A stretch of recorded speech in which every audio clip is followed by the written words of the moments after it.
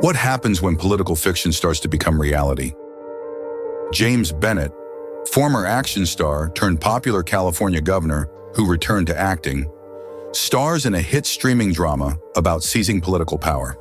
When his former chief of staff suggests turning fiction into reality, the line between entertainment and conspiracy disappears. As a viral marketing campaign creates mass confusion, Bennett faces an impossible choice. When unexpected events in Washington coincide with the show's pivotal episode, is it a brilliant promotion or something more sinister? Acting President, 8 episodes of political intrigue where entertainment becomes a dangerous game. Acting President, wherever you get your podcasts.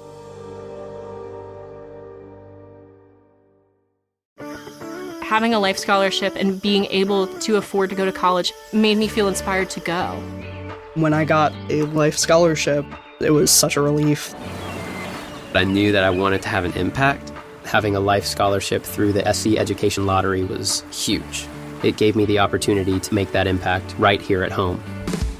The South Carolina Education Lottery. A better you, a better us, a better South Carolina. Visit sceducationlottery.com/betteryou. Calaroga Shark Media.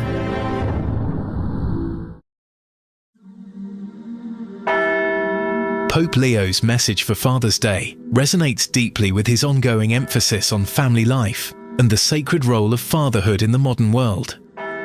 As the first American Pope, Leo brings a unique perspective shaped by his Chicago upbringing and his decades of pastoral work with families across different cultures. During his Holy Mass for the Jubilee of Families on June 1st, Pope Leo delivered a powerful message about the importance of fathers in the spiritual formation of their children. He encouraged fathers to be examples of integrity to their children, acting as they want them to act, educating them in freedom through obedience, always seeing the good in them and finding ways to nurture it. This is White Smoke. The Pope's understanding of fatherhood extends beyond earthly relationships to encompass the divine. In his recent message to participants in a family evangelization seminar, Pope Leo emphasized that parents have the duty to make their children aware of the fatherhood of God. Drawing from St. Augustine, he reminded families that, "As we have the source of life in you, O Lord, in your light, we shall see light." Pope Leo's own relationship with his father profoundly shaped his understanding of paternal influence. As he recounted in an interview as a cardinal when he was about to enter the novitiate, he had a long conversation with his father. "Even if I had heard my foremartyr's teaching 100 times, he confided, when my father spoke to me in such a deeply human way, I said to myself, here is so much to listen to, so much to think about in what he told me." This personal experience informs Pope Leo's message to fathers today. He understands that a father's voice carries unique weight in shaping a child's spiritual journey. The quiet wisdom shared between father and child often proves more influential than formal religious instruction. In his Jubilee of Families homily, Pope Leo reminded children of their duty to show gratitude to their parents, explaining that to say thank you each day for the gift of life and for all that comes with it is the first way to honor your father and your mother. This reciprocal relationship between parents and children reflects the deeper truth of our relationship with God the Father. Pope Leo's vision of fatherhood encompasses both strength and tenderness. In his inaugural homily as Pope, he spoke of Jesus asking Peter about love using the Greek verb agapao, which refers to the love that God has for us, the offering of himself without reserve and without calculation. This divine love serves as the model for earthly fathers in their self-sacrificing dedication to their families. The Pope recognizes the challenges facing modern fathers in a world increasingly disconnected from faith. He acknowledges that many fathers and mothers find themselves alienated by illusory lifestyles that leave no room for faith, facilitated by the wrong use of social media and other potentially good means that prove harmful when used to convey misleading messages.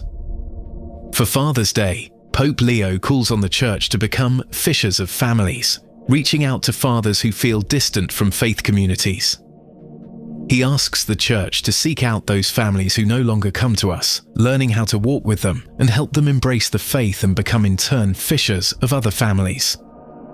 Pope Leo's message concludes with a beautiful vision of family unity that transcends time, reminding us that one day we will all be one in the one Saviour, embraced by the eternal love of God.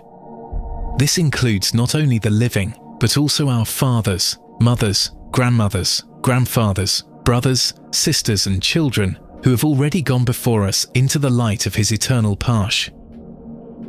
On this Father's Day, Pope Leo's words remind us that earthly fatherhood reflects the divine fatherhood of God, calling all fathers to love without reserve, lead with integrity, and help their children discover the light that comes from the ultimate Father in heaven.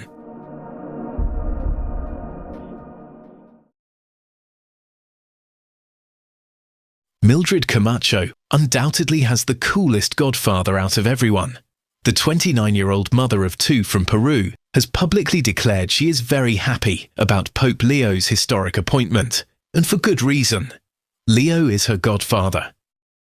The remarkable relationship between Mildred and the Pope spans 29 years, beginning when she was baptized as a baby. Her parents, Hector Camacho and Roxana Dioses, were active parishioners and close collaborators with then Father Robert Francis Prevost during his missionary work in Peru.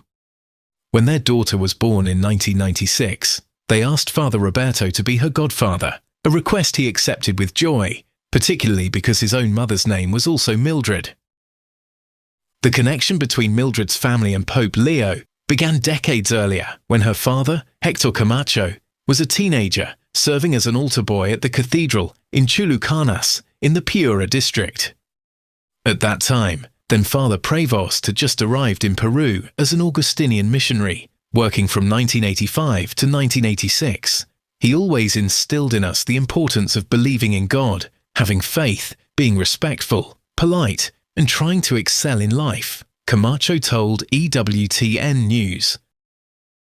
When Father Prevost had to travel to the United States due to the death of his mother, Camacho asked his permission to name his daughter Mildred after her. The baptism took place at St. Joseph the Worker Parish in Chulucanas, forever marking Mildred's life.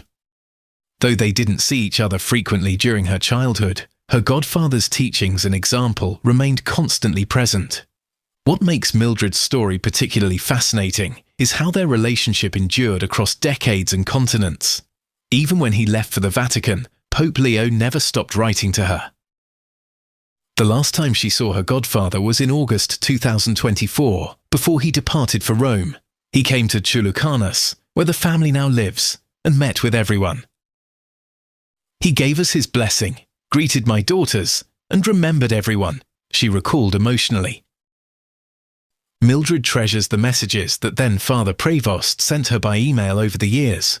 She remembers that whenever she attended a mass or event where he was present, her godfather always made time to greet her family.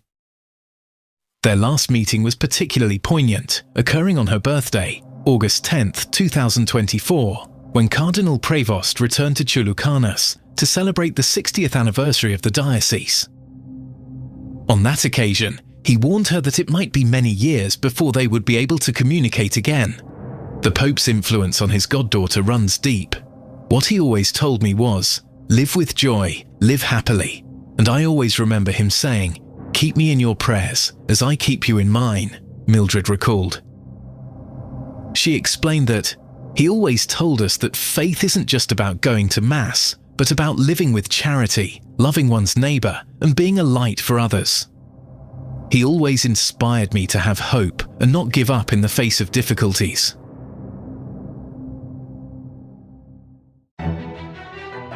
There's always something brewing behind palace walls, whether it's Prince Harry and Meghan Markle making headlines from afar, or Prince William and Princess Catherine quietly preparing for the future throne. I'm Mark Francis, and on Palace Intrigue, we cover every twist, turn, whisper and wink. From royal drama to daily gossip, follow Palace Intrigue wherever you get your podcasts.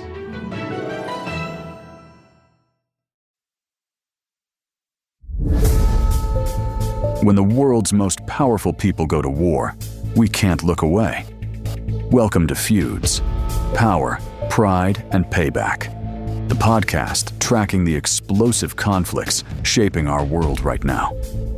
Presidential administrations fracturing, tech billionaires threatening government leaders, entertainment titans destroying partnerships with single social media posts. These aren't just headlines, they're windows into how power really works. We deliver daily episodes when news explodes, weekly deep dives for perspective. From Washington power struggles to Silicon Valley vendettas, we decode the psychology behind the drama and reveal why these feuds matter far beyond entertainment. Feuds, Power, Pride, and Payback. Today's conflicts are tomorrow's history. Available wherever you get your podcasts.